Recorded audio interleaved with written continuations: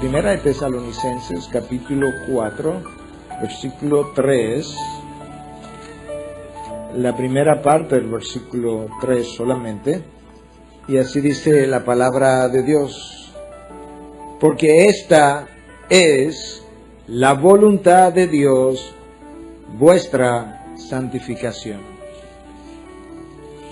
Yo he querido titular este mensaje en esta serie acerca de la iglesia que Dios quiere, la iglesia en medio del movimiento de sanación o en medio del movimiento de consejería de nuestros días. Yo he querido entonces hablar acerca de lo que es la santificación según Dios la entendió y la prescribió, para que podamos comparar eso con lo que la iglesia ha venido haciendo en los últimos años y de lo cual nos ha convencido a muchos que debemos hacer. Hablamos en el mensaje anterior de que la iglesia de Cristo de estos días está enferma y le llamamos a esa enfermedad mundanalidad, algo que ha alcanzado dimensiones epidémicas, pero que no es una enfermedad nueva, es algo que ha infectado lamentablemente el cuerpo de Cristo desde su nacimiento. Y en esa ocasión hablamos de sus causas, de sus manifestaciones, sus síntomas, y llegamos a hablar de su cura también. Y cuando hablamos de su cura, estuvimos hablando, nos referimos al versículo de Juan 17, donde Cristo orándole al Padre le dice: Padre, santifícalos en la verdad, tu palabra es verdad.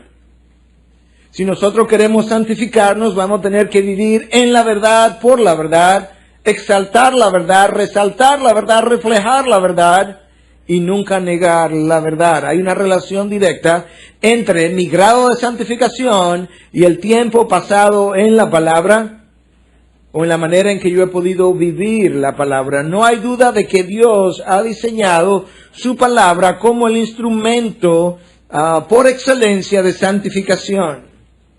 Sabemos que Él usa las circunstancias, sabemos que Él usa también lo que es mi tiempo de oración o tiempo de intimidad con Él, y a través del Espíritu de Dios que mora en mí, cuando estoy en su palabra me da convicción, cuando estoy en medio de las circunstancias, Él va forjando el fruto del Espíritu en mí, y cuando tengo intimidad con Él, el mismo Espíritu de Dios me ayuda a entrar en profundidades del corazón y el carácter de Dios que me ayudan a santificar a lo largo de mi vida.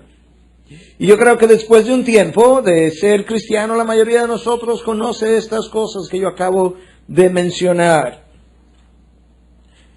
Yo no sé, decían los dos cultos anteriores, si ustedes como yo, pero yo vivo haciéndome preguntas todo el tiempo, buscando respuestas, y normalmente me cojo mucho tiempo para llegar a las respuestas. Y la razón es que yo no quiero llegar a una respuesta que me haga sentir cómodo o justificado. Yo quiero llegar a una respuesta que sea Dios quien me la haga llegar. Y lo que yo voy a compartir en esta mañana es el fruto, y no miento con esto, Dios lo sabe que es así, de haber meditado, rumiado, leído y analizado estas cosas por no menos de 2 años. Y yo estoy aquí convencido en el día de hoy para decirles que una de las grandes estrategias de Satanás para desviar el curso de la iglesia y entretenerla es convencernos de que nosotros estamos en necesidad de sanación en vez de santificación. Como esta serie tiene que ver con la iglesia, alguien pudiera preguntarse qué tiene que ver la santificación personal con una serie sobre la iglesia. Pero en primer lugar necesitamos recordar que la iglesia está compuesta de personas, y si nosotros sanamos las personas, hemos sanado la iglesia. Pero en segundo lugar, la iglesia necesita admitir que es culpable de la enfermedad que hoy padece. Hemos desplazado la palabra de su centralidad en la vida del cuerpo de Cristo. La hemos diluido, hemos dejado de predicarla muchas veces para en otras ocasiones preferir contar historias, cuentos, sueños, visiones y testimonios. Los testimonios son importantes, pero no son la historia. En los años 70 se propagó mucho la idea de que cada persona que se convertía quería escribir un libro acerca de su testimonio. Y cientos de libros se escribieron en ese entonces, y analizando ese fenómeno y comparándolo con los grandes hombres y mujeres de Dios en los primeros años de la iglesia, los primeros siglos, me llama la atención que raramente, si alguna vez, alguno de ellos escribió su testimonio, su historia. Porque realmente ellos entendieron que aunque su testimonio era importante, lo que ellos querían reflejar, predicar, enseñar y transmitir fue su testimonio, el testimonio de la obra de Jesús. Juan no escribe su testimonio, Pedro tampoco, Marcos tampoco, Mateo tampoco, Lucas tampoco, escribieron el testimonio de aquel que vino y cambió la historia. Y esa es nuestra historia, que Dios, en la persona de Jesús, la segunda persona de la Trinidad, se encarnó, fue a la cruz, murió por nuestros pecados, descendió al infierno, y al tercer día resucitó de entre los muertos, y está sentado a su diestra, intercediendo por nosotros. Esa es nuestra historia, y pensamos continuar con ella.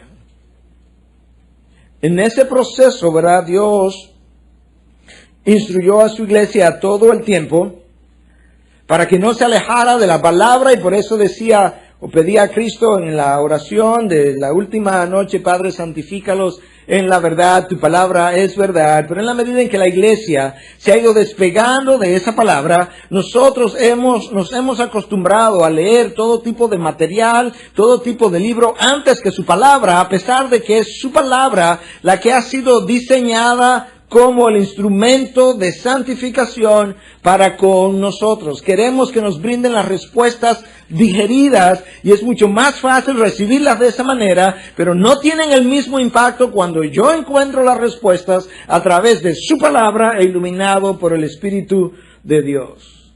Si Satanás logra desplazar la atención de los hijos de Dios, de lo que es su palabra, y lo entretiene haciendo cualquier otra cosa, él habrá conquistado una gran batalla. Él habrá ganado una gran batalla. Y muchas veces nos presenta cosas que tienen sus beneficios, pero no corresponden ni al diseño de Dios, ni al instrumento de Dios.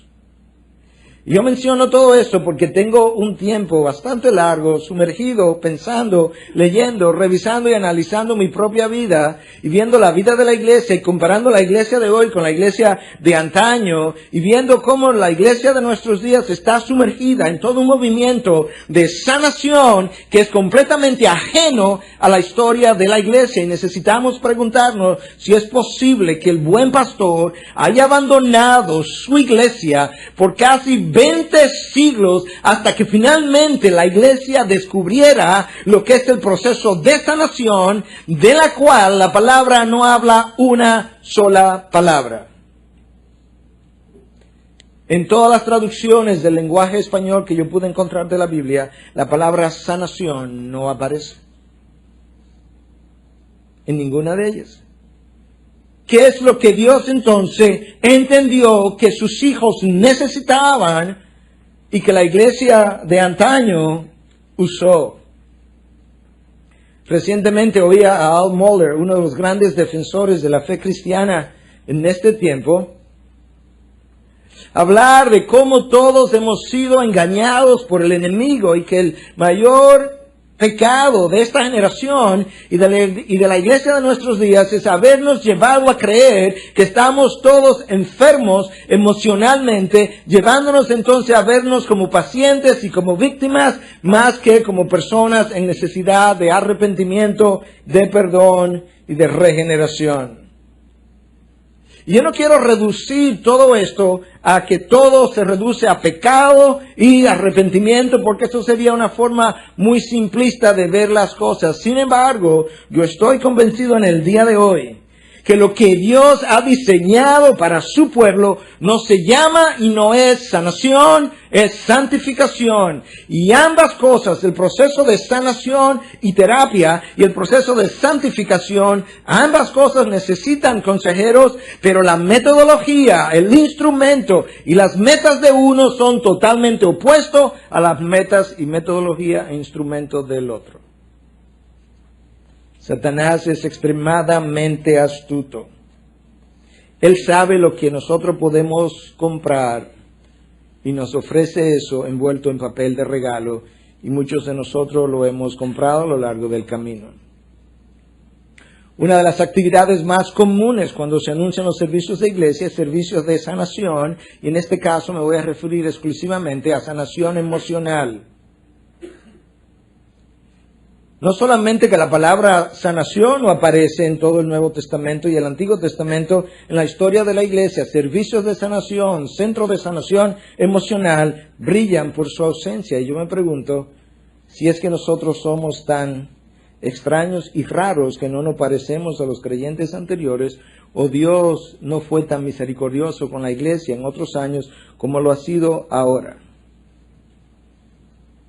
Y alguien pudiera preguntar, pastor, pero usted no piensa que el espíritu muchas veces está herido y que necesita sanación. Absolutamente. Pero lo que hiere mi espíritu son las acciones del otro, y lo único que puedo hacer con las acciones del otro es perdonarlas, y es lo único que puedo hacer. Están en el pasado, no hay nada más que yo pueda hacer con eso. La terapia nos ayuda, nos estimula a mirar hacia atrás. La santificación nos estimula a mirar hacia adelante. La consejería no bíblica, al mirar hacia atrás, encuentra culpables. La santificación no nos ayuda, no nos estimula a mirar hacia atrás. No aparece eso en una sola página de la Biblia. Nos estimula a mirar hacia la cruz para ayudarnos a entender que aquellos que me hirieron están en necesidad de la cruz tanto como yo. Y que no solamente yo fui herido, yo he herido a otros, y que por tanto ellos y yo estamos en la misma necesidad de arrepentimiento y perdón y santificación posterior. Unos miran hacia atrás, otros miran hacia la cruz. Y después de mirar hacia la cruz, la santificación me hace mirar hacia adentro, donde mora en mí el poder de la resurrección en la persona del Espíritu Santo. La sanación me convence de que yo necesito mucho tiempo. La santificación me recuerda que la persona que levantó al Hijo de entre los muertos es la misma persona que me puede levantar de mi pasado, y que la resurrección de Cristo tomó lugar en un solo día, en un solo evento, y no a través de un proceso. El autor de Hebreos capítulo 13, versículo 20 dice, y el Dios de paz que resucitó de entre los muertos a Jesús nuestro Señor, el gran pastor de las ovejas, mediante la sangre del pacto eterno, escúchame, os haga aptos en toda obra buena para hacer su voluntad, obrando Él en nosotros lo que es agradable delante de Él mediante Jesucristo. Ahí está mi santificación. Lo que necesito hacer es su voluntad. Lo que necesito hacer es algo que sea agradable a Él. Y la palabra me dice que Dios Padre me ha hecho apto para toda obra buena, para hacer su voluntad a través del Espíritu Santo que mora en mí. Pablo, escribiéndole a los Efesios, capítulo 3, versículo 20, le dice exactamente lo mismo. Y aquel que es poderoso para hacer todo mucho más abundantemente de lo que pedimos o entendemos, según el poder que obra en nosotros, según el poder que obra en ti a través de la persona del Espíritu Santo. Él es capaz de hacer mucho más abundantemente de lo que puedo pensar, de lo que puedo imaginar, de lo que puedo necesitar. Él te ha sido dado precisamente no para que te levantes de entre los muertos, porque ya saliste de entre los muertos, sino para que ahora con ese poder que Él te ha dado te levantes de tu pasado y comiences a vivir el propósito de la nueva criatura que Él te ha hecho en Cristo Jesús. La mayor necesidad del creyente no es sanación, es santificación. No es encontrar los culpables del pasado, sino perdonar a quienes me han herido, reconociendo que yo soy tan culpable como ellos. Yo necesito tanto tiempo como sumisión a sus propósitos. No es tanto tiempo que necesito, sino sumisión para tener llenura. La llenura termina entonces de trabajar y de hacer en nosotros el trabajo que necesita ser hecho. La palabra de Dios insiste en que yo necesito santificación. Y yo necesito creer eso por encima de todo, como la misma palabra afirma, que sea Dios veraz y todo hombre mentiroso. No podemos negar lo que Dios afirma. No podemos negar el poder que Él ha puesto en mí. No podemos negar el poder de su palabra. Si nosotros convencemos a las personas de que su problema principal está en la memoria del pasado y no en la naturaleza pecadora del presente, nosotros habremos convencido a la iglesia de confiar en el terapeuta y no en el Espíritu Santo. Si logramos convencer a la persona de que su pasado tiene más poder que el Espíritu Santo en el presente que ahora mora en él, habremos convencido a la iglesia de predicar sanación y no convicción. Habremos convencido a la iglesia de enfocar a sus creyentes en el pasado y no en el presente. De ahí la popularidad del movimiento de sanación que hoy es famoso y que en muchos casos incluso devenga múltiples beneficios económicos para mucha gente. Claro que mi espíritu ha sido herido muchas veces, pero yo necesito llegar a entender, como yo lo he llegado a entender, analizando mi propia vida. Más de 20 años en la fe cristiana han sido revisados a la luz de esto que comparto hoy, que muchas veces nosotros estamos donde estamos, nos sentimos de la manera que nos sentimos por la interacción entre la naturaleza pecadora del otro y la naturaleza pecadora mía. Y que esa naturaleza pecadora mía en algunos casos sobredimensionó los hechos, rehusó perdonar, que en otros casos decidió vengarse, en otros casos decidió recordar a los culpables porque todo el tiempo tendría una excusa para sentirse como se siente, y que en otros casos me convenció de que es mayor el poder que el pasado, la memoria, las heridas tienen en mí que la persona del Espíritu Santo que mora en mí.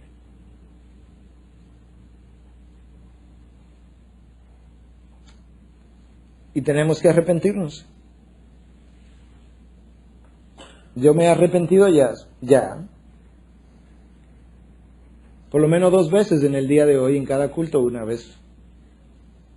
De haber confundido en ocasiones lo que es sanación con santificación. No puede ser que Dios haya abandonado su iglesia 20 años de ignorancia y que ahora nosotros estamos despertando a la verdad. Yo he revisado mi vida. Yo he revisado la palabra de Dios.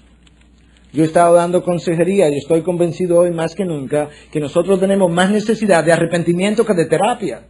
Más necesidad de perdonar que de culpar. Más necesidad de humillarnos que de sanarnos. Y más necesidad de mirar hacia adelante que de mirar hacia atrás. Una vez más, tenemos mucho más necesidad de arrepentirnos que de terapia, de perdonar que culpar, de humillarnos que de sanarnos y de mirar hacia adelante que de mirar hacia atrás. Quizás esa sea la razón por la que el apóstol Pablo, cuando le escribe a los filipenses, cuando escribe la carta del gozo, con mucho gozo, lo hace desde una cárcel oscura, fría, subterránea, y escribe la carta, el himno del gozo, y le dice lo siguiente, en el capítulo 3, versículo 13 y 14, pero una cosa hago, olvidando lo que queda atrás y extendiéndome a lo que está delante, prosigo hacia la meta.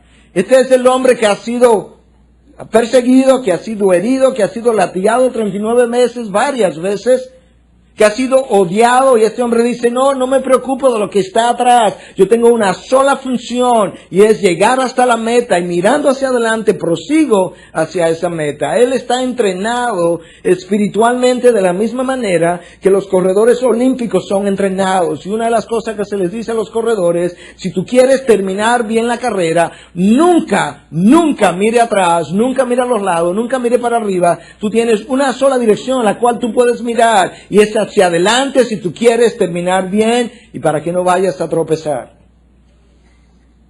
Satanás no ha dado la vuelta a la cabeza y no ha puesto a mirar en todas las direcciones. Y hoy la iglesia ha tropezado y se ha caído y está mareada todavía de todas las veces que han movido la cabeza. Y en la medida en que yo meditaba acerca de estas cosas, el Señor me dejó ver. No solamente a través de la experiencia en otros, a través de mi propia experiencia. El Señor me dejó ver que en la mayoría de los casos nuestro orgullo, nuestra rebelión, nuestro deseo de venganza, nuestra falta de perdón, nuestros celos y envidia, nuestras inseguridades y la inhabilidad para admitirlas nos han enfermado mucho más que cualquier otra cosa. Pastor, pero usted estuvo deprimido, usted ha dicho aquí, cuando llegó a Estados Unidos. Claro, eso no cambia la realidad de las cosas. Eso no cambia la verdad de lo que yo acabo de decir. Lo que a mí me deprimió fue mi orgullo, mi inhabilidad de comunicarme en un idioma que no dominaba y ahora no podía impresionar a aquellos que yo estaba acostumbrado a impresionar y de repente yo estoy deprimido, pero yo me enfermé a mí mismo porque tenía cosas que Dios todavía no había santificado. Y lamentablemente ocurrió en un momento en que yo no había comenzado mi caminar con Dios en el año 1982. Nosotros nos enfermamos más que lo que otros nos enferman a nosotros. Y es por eso que la prescripción de Dios es santificación y no sanación. Si me enfoco en la sanación, voy a mirar mucho para atrás y encontraré culpables. Si me enfoco en la santificación, quizá no encuentro culpables, pero encuentro a quien es capaz de perdonar y sanar y santificar a los culpables, al que hirió y al herido, al que dañó y al que está dañado. La solución a nuestros problemas emocionales no es sanación, es santificación del Espíritu. Esta es la prescripción de Dios para su iglesia. Satanás ha logrado desviar nuestra atención de múltiples maneras. Nos ha logrado diluir el mensaje de la palabra. Ha logrado involucrar a su iglesia en una guerra espiritual que no es suya. Dios ha dicho, la batalla es mía. Y mi única instrucción es a resistir al enemigo. Me ha desviado la atención para yo involucrarme en un proceso de sanación vía terapia, cuando Él lo que ha prescrito es santificación vía su palabra y el Espíritu de Dios. A mí me sorprende de sobremanera, y por eso me gusta leer aquí y allí, cómo el mundo secular se percata de verdades profundas de la palabra de Dios, que el Hijo de Dios tiene dificultad en ver y asimilar. La obra Los Miserables se va a estrenar este viernes aquí. Yo estaba leyendo acerca de la obra, la vi una vez en televisión, estaba leyendo un poquito sobre ella, y había un resumen de lo que era el tema de la obra.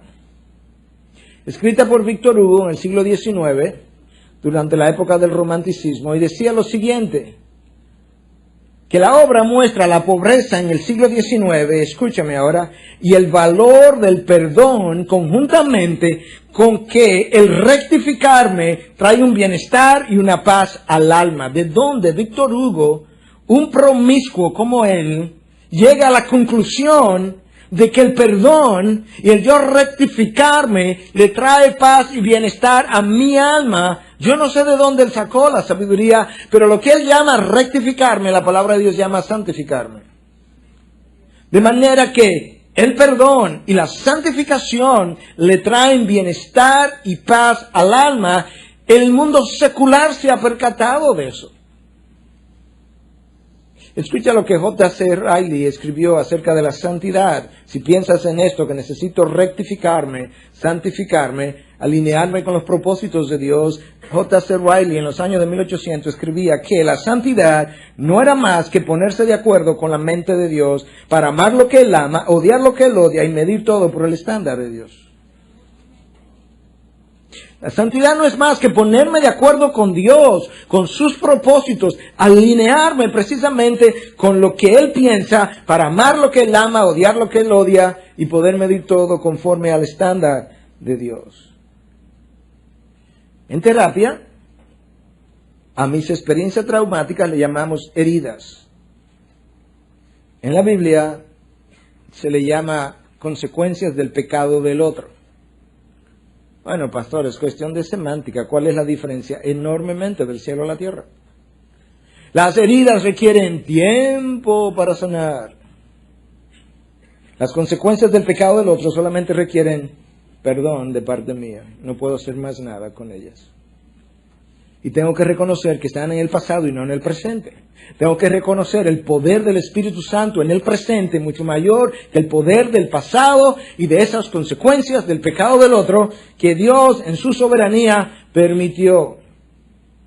Las heridas miran hacia atrás, la santificación o las consecuencias del pecado del otro miran hacia la cruz. Escucha una vez más lo que el apóstol Pablo está tratando de ayudarnos a entender. Porque en terapia se habla frecuentemente del poder destructivo de nuestro pasado, cuando en la santificación se nos dice algo totalmente opuesto con relación al presente. Escucha a Pablo, 2 Corintios 5, 16, 17, de manera que nosotros de ahora en adelante ya no conocemos a nadie según la carne, aunque hemos conocido a Cristo según la carne, sino que si alguno está en Cristo, nueva criatura es. Las cosas viejas pasaron, he aquí son hechas nuevas. Eso o es verdad o Dios mintió.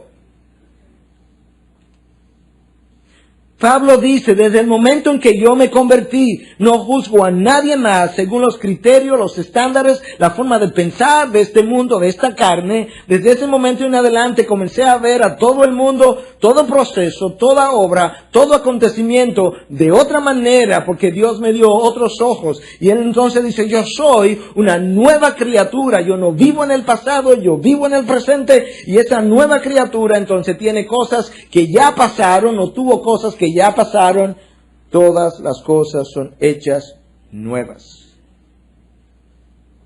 Él dejó de ver las cosas como las vio antes. El pasado no tiene ningún poder sobre mí, excepto el poder que yo quiera conferirle.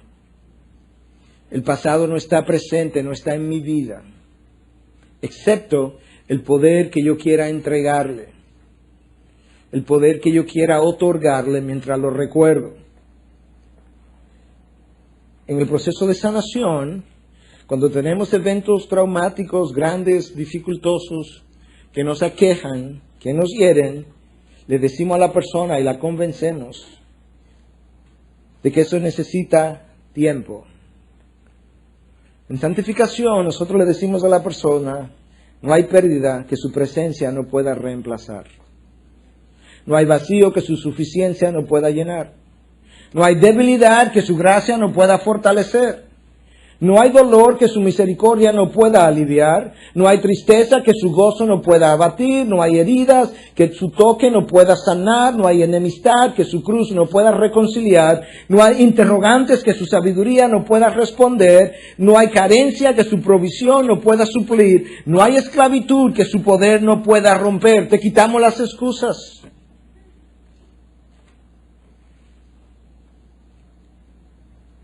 Tú y yo tenemos que arrepentirnos de haber comprado una mentira que Satanás nos ha vendido. La palabra de Dios dice, esta es la voluntad de Dios, vuestra sanación. No, vuestra santificación. La respuesta de Dios a lo que a mí me ocurre es el fruto del Espíritu. Amor, gozo, paz, benignidad, mansedumbre, bondad, dominio propio. Eso es fruto de la santificación.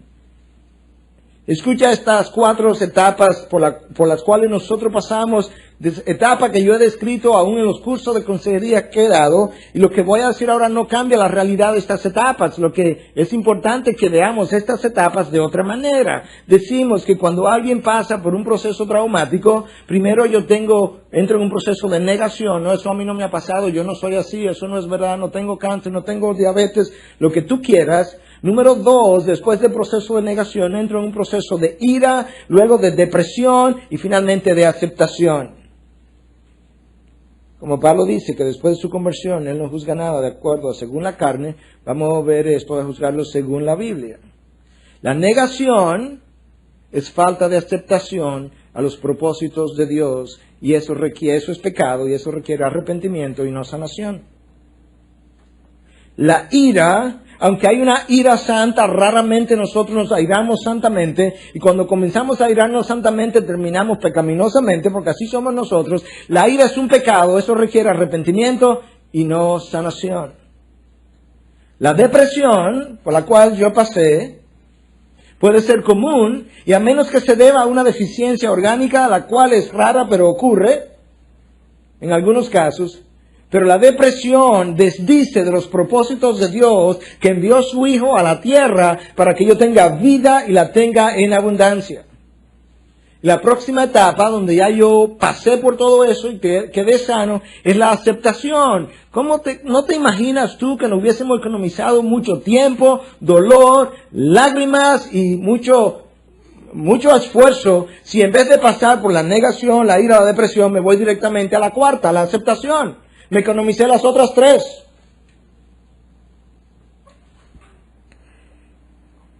Eso es lo que tú encuentras mucho en los diarios de los grandes hombres y mujeres de Dios del pasado: aceptación. Le decimos a la persona que tiene cáncer, no pienses en eso, ponte positivo, no le dé mucha mente a eso.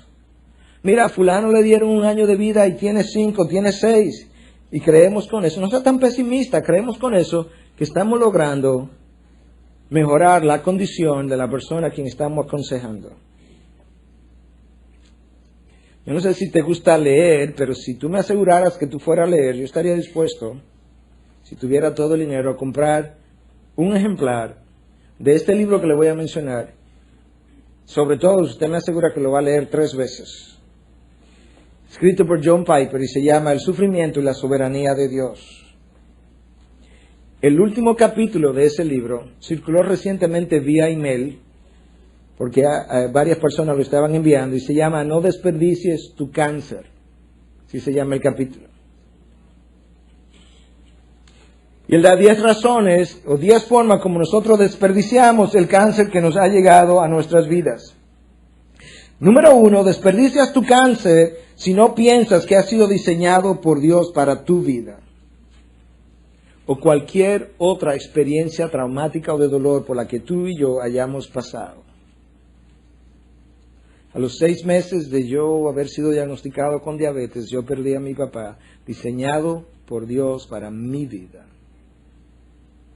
José entendió eso, es la aceptación de los propósitos de Dios que nos evita esta negación, ira, depresión. José fue vendido como esclavo por sus hermanos, terminó en la cárcel por múltiples años. Algunos calculan 7 años, otros 14 años, no sabemos, muchos años en la cárcel. Y al final sus hermanos, cuando vienen avergonzados y temerosos porque piensan que él se va a vengar, José le dice, no. Ustedes lo hicieron para mal, pero Dios lo hizo o lo quiso para bien. La persona santificada, verdaderamente santificada, no tiene problemas en aceptar los propósitos de Dios. Número 2, desperdicias tu cáncer, dice Piper, si piensa que es una maldición y no un regalo. Wait a minute, un momento. Un regalo.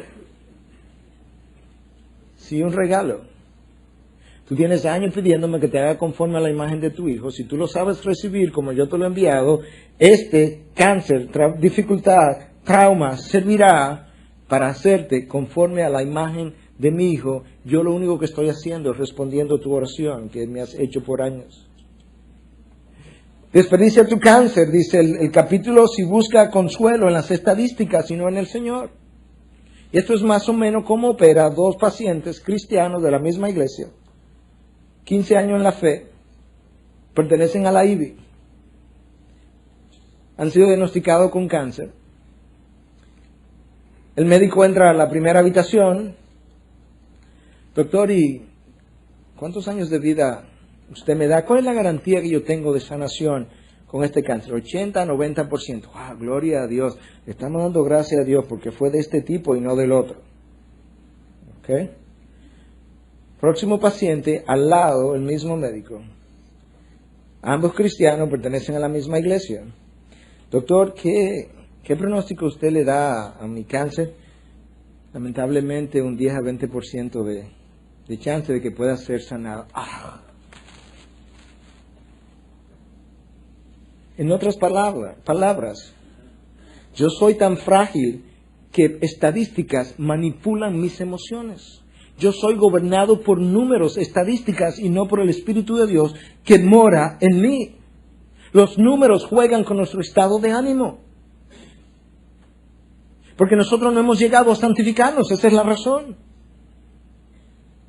No es que somos humanos, es que no somos santificados. Desperdicia tu cáncer si rehusas pensar acerca de la muerte. La terapia se nos anima a que no pensemos en eso, que seamos positivos, que hagamos otras cosas, vivamos la vida, da un viaje, lo que tú quieras. Con tal de disipar la mente, en la santificación se te dice, no, aprovecha tu muerte. Piensa en ella. Piensa que la primera persona que tú vas a ver es la persona de Jesús. Y verás a Pablo y a Moisés y a Abraham y podrás hablar con ellos y podrás esperarme allá. Desperdicias tu cáncer si piensas que vencer el cáncer es permanecer vivo en vez de regocijarte en Cristo. Hermanos, ¿cuál es nuestro afán de permanecer en este mundo como si fuera... Quizá entonces Joel Austin tiene razón que mi mejor vida es ahora. Porque si yo entiendo que mi mejor vida no es ahora, ¿qué hago yo aferrándome a esta vida? Tú quieres ir al cielo, yo me imagino, pero ¿sabes una cosa? Yo tengo malas noticias para ti. Para llegar al cielo hay que morirse primero. ¿Por qué no nos fijamos? ¿Por qué no fijamos la mente, la mirada hacia adelante y nos olvidamos del diagnóstico que se me hizo en el pasado? Desperdicias tu cáncer si pasas mucho tiempo leyendo acerca del cáncer y no lo suficiente tiempo leyendo acerca de Dios. Me diagnosticaron el cáncer y ahora con la disponibilidad del internet, ahí yo pongo el cáncer de pulmón. Comienzo a leer y vengo al médico con la cabeza enorme, llena de información, y tengo una semana que no he abierto la Biblia para encontrar refugio en su palabra en vez de estos reportes médicos que, total, si no soy médico no lo entiendo. Lo único que hacen es preocuparme. Desperdicias tu cáncer si el cáncer te lleva a la soledad y no a la profundidad de la vida. Cuando yo me deprimí, eso fue exactamente lo que yo hice. No quería salir, yo estaba en la soledad.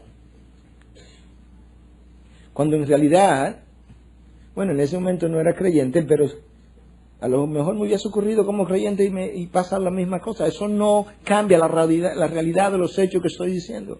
Y es que Piper está tratando de ayudarnos a enfocar que estas experiencias, en vez de llevarnos, de empujarnos a la soledad, debieran llevarnos a entender más profundamente lo que es la vida, su propósito, la razón por la que Dios ha permitido estas cosas. Desperdicias tu cáncer si te entristece como aquellos que no tienen esperanza. Nosotros tenemos un mandato en la palabra de Dios. No os entristezcáis como aquellos que no tienen esperanza. Cuando el Hijo de Dios se entristece igual que el mundo, Él está dando evidencia de que la obra del Espíritu Santo en su vida vale 2 centavos. Él tiene las emociones tan frágiles, tan lábiles, como la tiene el inconverso pagano impío que no conoce a Dios. No podemos seguir negando el poder de la resurrección que vive en nosotros. La iglesia tiene que parar esa predicación, esa práctica. Desperdicia tu cáncer si no lo usas como una manera de testificar para la gloria de Dios. Ese es el propósito de mi vida. Yo fui creado para la única razón y propósito que tú y yo fuimos creados, de acuerdo a Efesios 1, es para la alabanza de su gloria y la alabanza de su gracia. Cuando yo vivo de esa manera, yo encuentro satisfacción. Cuando yo vivo de otra manera, yo encuentro insatisfacción. Tú y yo tenemos que vivir reflejando la gloria de Dios en cada momento.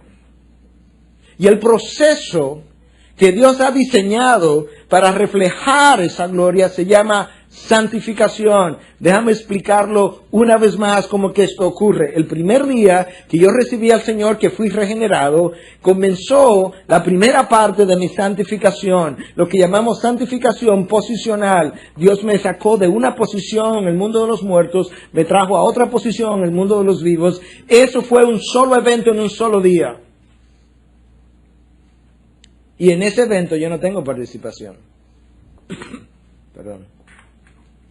Yo fui elegido desde antes de la fundación del mundo y ese día Dios me regeneró por su gracia y por su soberanía. La otra parte de la santificación es un proceso que dura toda la vida. Y en ese proceso yo tengo toda participación junto con el Espíritu de Dios. No hay duda de que yo tengo una parte enorme que ver con este proceso de participación. Él me da su gracia y luego yo voy y hago lo que a mí me toca hacer. Él me enseña lo que yo debo hacer y yo voy y lo hago. Cuando Dios dice, sed santos porque yo soy santo, Dios entiende que yo tengo en mí todo lo requerido, como dice el apóstol Pedro en una de sus cartas, para mi vida de santificación y para sentirme victorioso en Cristo. En ese proceso yo tengo una enorme responsabilidad. En el evento ninguno, en el proceso, enormes responsabilidades.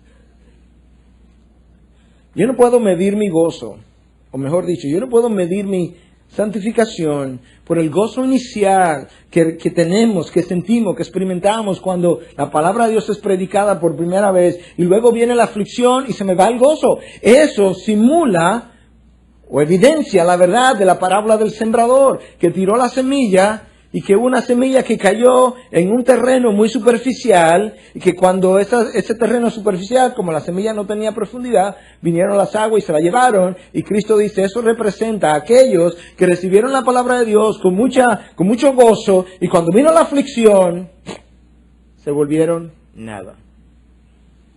No, la santificación no es de esa manera, es mucho más profundo que eso. La santificación tampoco puede ser medida por mi fidelidad, mi puntualidad a los servicios que la iglesia tenga, a los ministerios. Yo puedo hacer todo eso como los fariseos lo hicieron y no tener ninguna evidencia de santificación. La evidencia de mi santificación es el deseo que está presente en mí de estar en estos lugares, no porque es una labor que tengo que cumplir, sino porque es un deseo que tengo que satisfacer. Déjame decirte cómo tú lo encuentras en la palabra de Dios. Una vez más, la santificación es mejor exhibida por el deseo que yo tengo de conformarme a su ley. La persona que mira la ley de Dios, mira los mandatos de Dios, las ordenanzas de Dios, dice, bueno, es que eso es muy difícil. ¿Que tú crees que eso es fácil? Es que eso no es fácil, no. Esa persona está dando evidencia de falta de santificación. No solamente eso, está negando la verdad de Dios que dice, mis mandamientos, mis ordenanzas, mi ley, mis mandatos no son gravosos. Tú mientes cuando dice que son gravosos. Tú mientes cuando dice que no es fácil. Tú mientes cuando dice que esto es pesado. No es verdad. Tú no me puedes hacer mentiroso. Antes que nada, sea todo hombre mentiroso, pero yo seré veraz. Y yo te garantizo que mis mandamientos no son gravosos. Pastor, ¿y qué es lo que hace gravoso entonces en mi vida? Porque para mí es gravoso la rebelión de nosotros, es lo que lo hace gravoso. Dios tratando de llevarme en una dirección y yo tratando de llevarlo en la otra dirección. Oye lo que el salmista escribe. David, Salmo 119, versículo 97. Oh, cuánto amo tu ley. En algunos casos sería bueno que el creyente pudiera decir, oh, cuánto leo tu ley por lo menos. Pero a veces ni eso. David escribe en el Salmo 119, cuánto amo tu ley, y lo dice en el verso 97, en el 113, en el 163, en el verso 77 dice, tu ley es mi deleite. En el versículo 92 dice, si tu ley no hubiera sido mi deleite, hubiere perecido en la aflicción. Lo que David está diciendo, cuando la aflicción llegó, cuando los malos tiempos llegaron, cuando fui sacudido, lo que me hizo sentir en paz, tranquilo, lleno de satisfacción, no fue la racionalización de mis hechos, fue el deleite en tu ley, en tu palabra. Oh Dios. Honestamente, ¿cuándo fue la última vez que dijiste, que sentiste, que amabas la ley de Dios? El salmista no solamente dice que ama la ley de Dios. Él habla de que él se deleita en conocer esa ley y en hacer la voluntad de Dios. En otras palabras, la persona que se ha santificado como este salmista se ha santificado, él no obedece a Dios por el miedo a las consecuencias. Eso es infancia espiritual. Eso requiere leche infantil Similac, o una de las leches de ahora, no sé cuáles son. Eso es Similac infantil. No es por miedo a las consecuencias que la persona santificada obedece. Escucha al salmista, por favor, una vez más, Salmo 48. Me deleito en hacer tu voluntad, Dios mío, tu ley está dentro de mi corazón. Me deleito, no solamente quiero saberla, no solamente quiero que me la reveles, Dios, es que cuando me la revelas y la veo y me dices lo que tengo que hacer, me deleito haciendo lo que yo tengo que hacer. ¿Te das cuenta de la diferencia entre este salmista y nosotros? Él no necesita sanación. Él está en el cuarto proceso de aceptación. Él bypaseó los otros tres. Cuando Cristo quiso hablarle a sus discípulos, si realmente eran amigos de Él o no, le dijo, vosotros sois mis amigos si hacéis lo que yo os mando. De manera que cuando yo no hago lo que yo sé que debo hacer, yo estoy dando evidencia que no soy un buen amigo de ese Cristo que murió por mí. Él lo dijo muy claramente, vosotros sois mis amigos si hacéis lo que yo os mando. En el proceso de sanación, en el cual yo en ocasiones incurrí, en el cual yo en ocasiones pequé, le decimos a las personas, no, lo que pasa es que no te preocupes, que eso va a llegar, tú lo que necesitas es tiempo, hasta que Dios me hizo ver, me paró en el camino, me hizo confrontar, me confrontó, me dijo, un momento, mi hijo. Déjame hacerte una pregunta.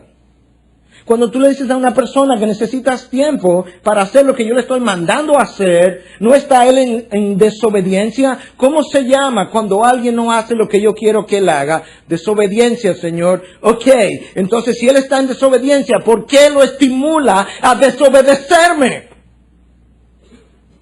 ¿Por qué aplaude su desobediencia?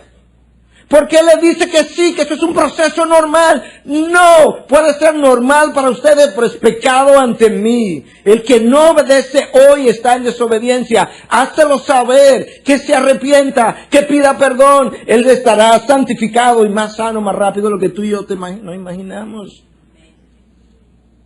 Padre, perdóname. Perdóname por haber comprado algo como tan diabólico como esa idea. Que podemos aplaudir al otro en su desobediencia. Como si tú estuvieras siempre puesto a esperar hasta que nosotros queramos actuar. Perdóname, Dios. La santidad no va a quitar el pecado, no. ¿Quién ha dicho eso? Va a quitar el deseo de yo pecar. Cuando yo llegue a santificarme hasta el punto que odio mi pecado, no lo voy a repetir, el odio por mi pecado es el impedimento para volver a hacerlo. Y en la medida en que me santifico, eso produce el mayor deseo de santificarme más. A mí no me cabe la menor duda de que nosotros necesitamos, más que cualquier otra cosa, santificación, mucho más que sanación. Que nosotros necesitamos su poder más que el paso del tiempo, que necesitamos aceptación más que autojustificación, que necesitamos perdonar más que sentirnos heridos y que nosotros necesitamos mirar hacia arriba más que mirar hacia atrás. ¿Cómo compramos esta estrategia del enemigo? Yo creo que Satanás, como ilustra muy bien C.S. Lewis en su libro The Scrooge Takes Letter, no sé cómo se traduce al español, pero en ese libro él muestra a Satanás con demonios novatos que vienen y le traen ideas y planes. Y obviamente, como él es más sabio, frecuentemente él le critica sus ideas y sus planes. Y yo no sé qué idea le trajeron sus demonios novatos, si así pudiéramos decirlo, acerca de cómo desviar la iglesia en lo que es la santificación, pero probablemente ocurrió en la mente de él. Y dice, no, en vez de santificación le damos sanación. Los procesos se parecen, hasta riman en español, en el idioma de ellos hasta riman esas dos palabras. Y los dos van a necesitar consejería, no te preocupes. E incluso uno en el otro, en la sanación, se va a hablar de un lingo evangélico, un lingo bíblico. Pero no va a ser su palabra. ¿Entendieron, demonitos? La clave es desviación de la palabra. Que suene como, pero que no sea. Que se parezca, pero que no tenga la sustancia. Que tenga el lingo, pero no el poder. Porque de esa manera, cualquier humano idiota como nosotros, como somos todos, lo puede comprar. ¿Te das cuenta de cómo nos hemos desviado? ¿Te das cuenta de los pecados de la iglesia? Esos son los próximos sermones, los títulos de los próximos sermones, los pecados de la iglesia. Porque es esa iglesia la que nosotros necesitamos, no sanar, santificar. Es esa iglesia la que tiene que arrepentirse. ¿Te acuerdas cómo Dios le dice al pueblo de Israel en el Antiguo Testamento?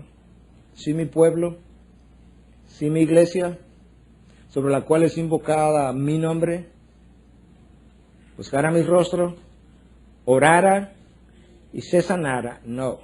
Escucha el orden. Y se devolvieran de sus malos caminos, arrepentimiento. Esa es la definición de arrepentimiento.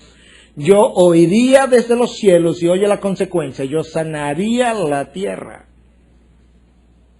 La sanación es la evidencia del arrepentimiento. Si se vuelven de sus malos caminos, le escucho desde los cielos, y entonces yo sanaría la tierra.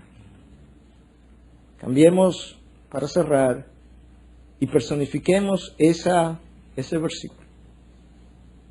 Si José, sobre el cual y quien invoca mi nombre, me buscara mi rostro, orara, se devolviera de sus malos caminos, se arrepiente, yo oiría a José y sanaría a José. La prescripción de Dios nunca fue sanación, porque la sanación iba a ser un fruto de la santificación. Necesitamos no sanar las emociones, sino sanar el espíritu.